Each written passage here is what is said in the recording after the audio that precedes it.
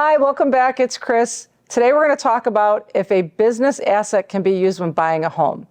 Yes, business assets can be allowed to be used for funds to close, down payment, and reserves. It must be documented, though, that you as the borrower are self-employed and are the owner of the business. If you're not using the income from the business, then we don't have to analyze the business income.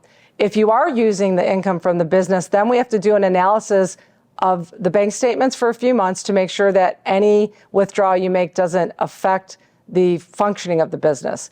But let me give you an example. If you're a W-2 borrower and you have a full-time job, we can use that to qualify for, for the home purchase.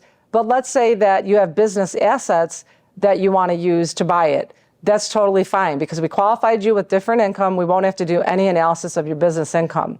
So the borrower can use any amount of assets that match their percentage of ownership. So if you're 100% owner, then you can use all of the assets. If you're 50% owner, you can use half the assets. So for example, if the business assets are used for closing costs or down payment or reserves, that is totally fine for you to buy the home and use that. If you have any questions on how we qualify self-employment income or what assets you can use and if your income need to be analyzed, feel free to reach out to me and don't forget to subscribe to my YouTube channel.